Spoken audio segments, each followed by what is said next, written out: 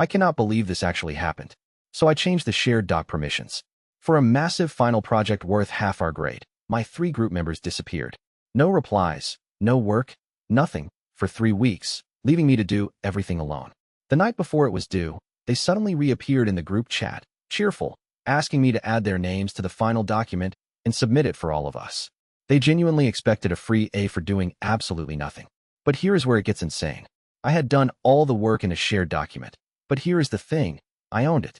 So before they could touch it, I downloaded my own clean copy, then changed the sharing permissions so they could only view, not edit, and could not add their names. Then I emailed the professor my final solo version, attached the document's full edit history showing only my contributions over 3 weeks, and a polite note explaining I had completed the project alone. I CC'd my group members so they would see it in real time. The professor graded me individually with full marks and gave them a chance to submit their own work, of which they had none. They failed the project. The panicked messages I got that night were the best revenge. If you made it this far, follow. A new story drops every single day. I cannot believe this actually happened. Then claimed she never drove it. My sister begged to borrow my car for one day. She returned it that night with a huge dent in the side and the bumper hanging off, then immediately claimed she had no idea what happened and suggested someone must have hit it while it was parked at my place. She refused to pay a cent, insisting it was not her fault, and our parents started pressuring me to just let it go because she was family. What my sister forgot is that my car has a dash cam that records automatically whenever the engine is on, front and rear. I pulled the footage. It clearly showed her, behind the wheel, reversing into a concrete pillar in a parking garage, then getting out, looking at the damage, and driving off. I did not even argue with her. I simply played the video for our parents, who had been blaming me. The room went silent. Faced with undeniable proof, she had no choice but to pay for the repairs, which her insurance ended up covering anyway once I had evidence. Our parents apologized to me. She has not asked to borrow anything since. Follow for a new Reddit story every single day. I cannot believe this actually happened. It took me 4 months to notice. I hired a personal trainer through a gym and paid for a package of sessions up front. After a few months, I looked at my training log and realized the number of sessions I had attended did not match the number I had been charged for. When I brought my log to compare with his records showed sessions on days I had never been to the gym at all. I pulled my gym entry card swipe history from the front desk, which logged every entry with a timestamp. The discrepancy was clear. I presented it to the gym management along with both session logs. The trainer had been doing this to at least 3 other clients. He was terminated, and the gym refunded everyone in full. I also filed a complaint with the Consumer Protection Agency. Always keep your own records. Follow for a new Reddit story every single day. I cannot believe this actually happened. The savings were from my spreadsheet. I noticed our department was massively overpaying a vendor and built a detailed spreadsheet showing how we could save the company about $40,000 a year by renegotiating. I shared it with a senior coworker to get advice before presenting. Big mistake. In the next leadership meeting, he presented my exact analysis as his own brilliant initiative and got a standing ovation and a bonus. I sat there watching my work earn someone else a reward. But I had created that spreadsheet in our shared company drive, which logs the original author and every edit with timestamps. After the meeting, I calmly emailed the leadership team a thank you note saying I was thrilled my analysis was getting traction and attached the original file showing my name as creator, dated 3 weeks before his presentation, along with the edit history. I kept the tone gracious, not accusatory, just facts. Leadership is not stupid. They quietly verified it, and at the next meeting they publicly credited me and asked me to lead the vendor renegotiation. My coworker got pulled into a private conversation about integrity. I got the project, the recognition, and eventually his old seat. Follow for a new Reddit story every single day. I cannot believe this actually happened. Nothing about them was real. After 3 months of dating someone I met online, I started noticing inconsistencies. The college they mentioned had no record of their degree. The job title did not match what the company website listed for their department. When I asked direct questions, the answers changed slightly each time. I felt like I was going crazy trying to track what was real.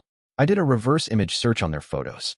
The images were taken from someone else's public social media. The real person lived in a different country. When I confronted my date, they disappeared entirely. No last message, no explanation, just gone. I reported the fake profile to the platform. I found out later they had done this to at least 4 other people. Trust your instincts when the story keeps changing. Follow for a new Reddit story every single day. I cannot believe this actually happened. The cameras told a different story. I worked at a coffee shop, and one regular customer was a nightmare. Rude, demanding, always trying to get free drinks by claiming we made hers wrong. One day she ordered a complicated drink. I made it exactly right, and she took one sip and threw it on the counter, splashing me. She demanded a refund and a free replacement. When I calmly followed policy and offered to remake it, she lost it and screamed that I had thrown the drink at her on purpose. Then she demanded to speak to my manager and said she would make sure I was fired by the end of the day. My manager came out, and the customer put on a full performance, crying, claiming I had assaulted her with hot coffee and called her names. My manager listened, nodded, and said he took the accusation very seriously. Then he said, "Let's review the cameras together right now." The customer's face dropped. We have high-definition cameras pointed right at the counter with audio. We watched her throw the drink herself, splash me, and scream the threats. My manager calmly told her she was banned from all our locations and that he had the footage if she wanted to repeat any of those claims legally. She stormed out. My manager bought me lunch and put an extra 20 in the tip jar. Sometimes the cameras really do win. Follow for a new Reddit story every single day. So I set up a camera and a sign. Every morning my neighbor walked his dog specifically to my lawn, let it do its business, and never once cleaned up, then strolled off. My yard became a minefield. When I confronted him, he denied it completely, claimed it must be some other dog, and told me to stop accusing innocent people.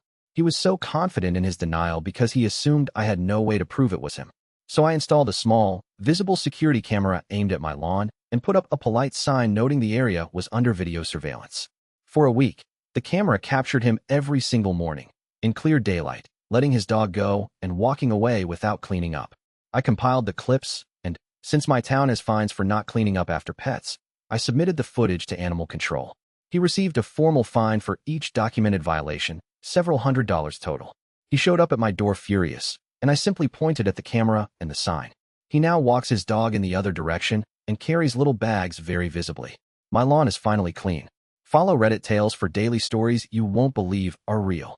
For 6 months after we broke up, 6 months after my ex and I broke up, I ran into a mutual colleague who offered condolences about the difficulties my ex and I were supposedly going through as a couple. I was confused. It emerged my ex had been telling people at the company where we had both worked that we were still together and going through a rough patch. People had been treating me with a strange, quiet sympathy I could not explain for months.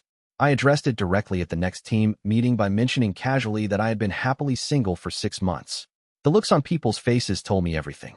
My ex was asked to clarify the situation by HR after 3 colleagues reported the deception independently. They were placed on a performance improvement plan partly due to the workplace disruption. I transferred to a different team and eventually left for a better job. Truth always surfaces eventually.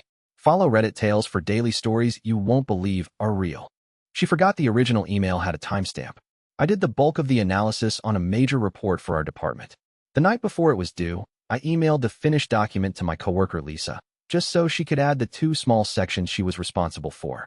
Instead, the next morning, Lisa forwarded my entire report to the directors as her own work, with her name on it, deleting any mention of me.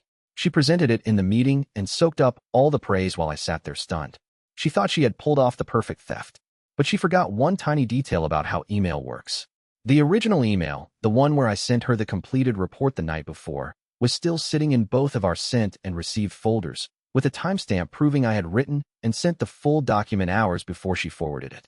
After the meeting, I calmly replied all to her submission email, attaching my original time-stamped email and the document's edit history, which showed my name as the author across weeks of revisions. I kept it factual, no insults, just the receipts. The directors saw exactly what happened. Lisa's big moment evaporated. She was quietly removed from the project, and I was asked to present the findings myself the next week. My manager later told me it was the cleanest case of credit theft he had ever seen unravel. Lisa double-checks who is on an email thread now. If this one kept you up, the next story is even darker. It is on your screen right now. She uninvited my own mother for her boss. 2 weeks before my wedding, my sister called to ask if her boss could come. I said no. The venue was at full capacity, and we had a strict list. She got quiet, then said fine. I should have known that fine meant war. On the wedding day, I walked in and saw her boss, a man I had never met, sitting in the front row, in my mother's seat. My mother was standing in the back, holding her shoes, looking like she was about to cry. I pulled my sister aside and asked what was going on. She smiled and said she had handled the seating herself. She told me, very calmly, that her boss controlled her promotion, so she gave him the best seat, and Mom could sit wherever. I was shaking. My new husband saw my face and walked straight to the front row. He politely asked the boss to move. The boss refused, saying my sister had personally invited him to the front. So my husband picked up the man's chair, with him still in it, and carried it to the very back. The whole room went silent, then started clapping. My sister screamed that I ruined her career. But here is the twist. Her boss emailed her Monday morning and fired her, not for the chair, but because he realized she had lied to get him there. Mom got her seat back, and my sister still has not apologized. If this one kept you up, the next story is even darker. It is on your screen right now. So I followed the rules exactly. There was a guy at my gym who would claim 5 machines at once by draping a towel over each, then sit on his phone for an hour while everyone waited. If you touched his towel, he would scream that you were stealing his station. Management did nothing. One day, I asked him politely to share, and he told me to wait my turn like everyone else, even though he was using none of them. So I read the gym's posted rules carefully. There it was, in big letters on the wall. The rule said, equipment may not be reserved, and any machine and used for more than 10 minutes may be claimed by another member. So the next day, I came with a timer. The moment one of his towel-claimed machines hit 10 minutes and used, I calmly removed the towel, folded it neatly, set it aside, and started my set. He charged over screaming. I just pointed at the rule on the wall and said I was happy to call a staff member to read it together. He did call staff, loudly, expecting them to back him. Instead, the trainer read the same rule and told him to stop reserving machines. Other members started doing exactly what I did. Within a week, his towel kingdom was gone. He works out at off hours now. If this one kept you up, the next story is even darker. It is on your screen right now. I tracked every minute for 3 months. My manager had a habit of scheduling mandatory meetings after our shifts ended and expecting us to stay late to finish tasks, all unpaid, off the clock. He would say real team players do not watch the clock. Most people were too scared to push back. I was an hourly employee, which means by law, every minute I work must be paid. He assumed none of us knew that or would dare to say anything. Quietly, for 3 months, I logged every off-the-clock minute he made us work, with dates, times, and what we were doing, even saving the meeting invites that started after our shifts. It added up to over 60 hours of unpaid work. Then I brought the whole organized record to HR and the labor board. Wage theft from hourly workers is illegal, and companies hate the liability. The investigation forced them to pay back every affected employee for months of unpaid overtime, and several of us got significant checks. My manager was demoted for exposing the company to a wage claim. Now every meeting ends exactly when the shift does. If this one kept you up, the next story is even darker. It is on your screen right now. But she didn't understand how it worked. I spent months on my science fair project, a working model with a genuinely original idea. A classmate named Jessica, who was popular and used to getting her way, asked to see my notes the week before the fair, claiming she just wanted inspiration. Like a fool, I shared them.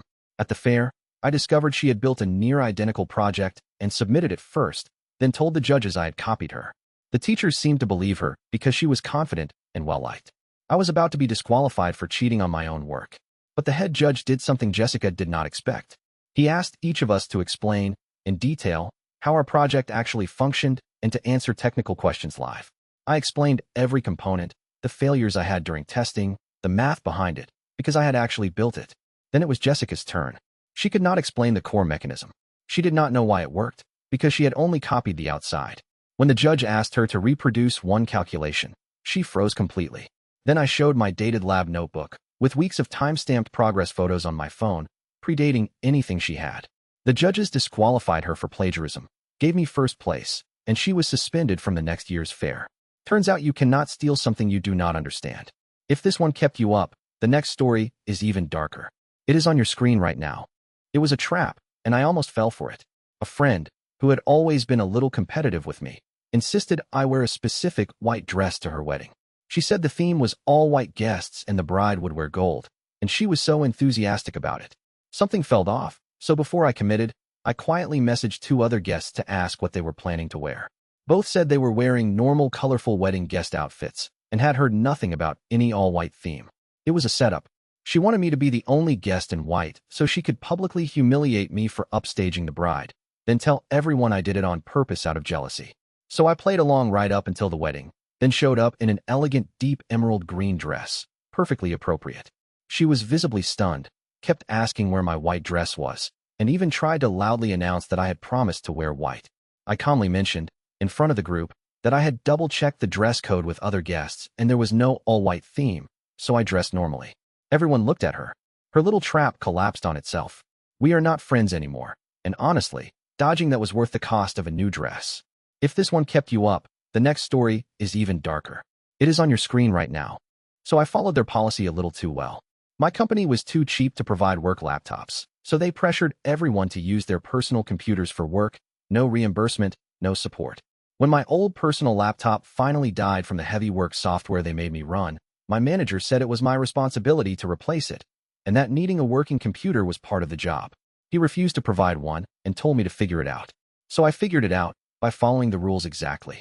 I informed him, in writing, that since I had no working personal device and the company provided none, I was unable to perform any computer-based tasks until equipment was supplied, as I would not purchase a several $1,000 machine out of pocket for company work.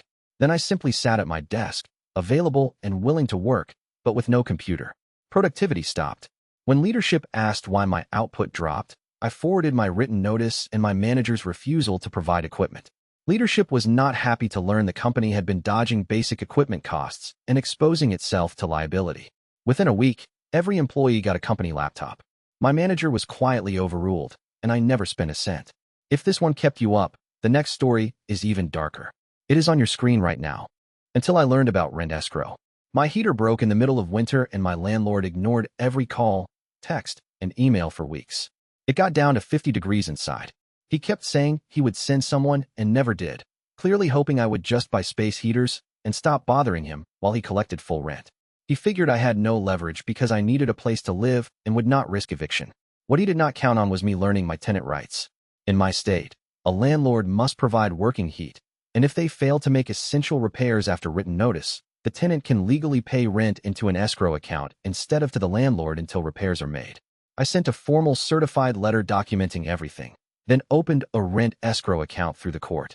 Suddenly, with his rent money frozen and a legal record building, a repair crew showed up within 48 hours. The heater was fixed the next day. He also could not retaliate, because that is illegal once you have documented the issue. I stayed warm, kept my lease, and he learned that ignoring repairs costs more than making them. If this one kept you up, the next story is even darker. It is on your screen right now. She used the spare key for a surprise. We gave my mother-in-law a spare key strictly for emergencies, like watering plants if we traveled. We went away for a week, and when we came back, she had let herself in and completely redecorated our living room. She threw out our furniture, repainted a wall, and replaced our art with her own taste, all as a surprise. She stood there beaming, expecting gratitude, while I stared at where my grandmother's painting used to hang. When I asked where our things were, she admitted she had donated most of it, including that painting, the last thing I had from my late grandmother. I was devastated and furious. My husband, finally seeing how far she had gone, backed me completely. We immediately changed the locks. Then we presented her with an itemized bill for everything she had thrown away, including professional repainting to undo her wall and the appraised value of the irreplaceable painting. She refused to pay, so we stopped inviting her over entirely until she did. She eventually tracked down the painting at the donation center and bought it back at full price herself. She has never touched our home again, and she no longer has a key. If this one kept you up, the next story is even darker. It is on your screen right now. So the landlord checked who was lying. My downstairs neighbor filed noise complaint after noise complaint, claiming I stomped around at all hours like an elephant. The thing is, I work nights and am barely ever home in the evenings, and when I am, I wear slippers on carpet. But she was relentless, banging on her ceiling, leaving notes, and the landlord started threatening my lease over her complaints. She seemed to think that if she complained loudly enough, I would just be removed. So I asked the landlord one question that changed everything. Could we check the actual times of the alleged noise against my work schedule and key fob entry logs? But it is far from over. Part 2 drops tonight. Follow now so it lands on your feed. Part 1 ended on a nightmare. Here is what happened next. Turns out, the lease was only in MY name. She was just an occupant I had let move in, which meant legally, she had zero rights to be there. So I gave her the proper written notice to leave, exactly as the law required. She laughed and said she would never go. So on the day the notice expired, I changed the locks while she was at brunch. Completely legal. Her stuff was boxed neatly and left with a friend, documented with photos. She came back screaming, called the police, and the officer calmly explained that she had no lease and had to leave. She owes me $1,600. I am taking her to small claims court next month, with all the screenshots of those vacation posts. If this story shook you, the next one is waiting on your screen. Do not watch it alone. She thought I would just cover it forever. My roommate stopped paying her half of the rent 4 months ago. Every time, she had an excuse. Car trouble, a sick cat, a late paycheck. I covered it because I did not want us to get evicted. But she was posting vacation photos and buying designer bags the whole time. When I finally confronted her, she rolled her eyes and said the landlord clearly liked me more, so it was my problem now. That was the moment I stopped being a doormat. I went and read our lease very, very carefully. But it is far from over. Part 2 drops tonight. Follow now so it lands on your feed.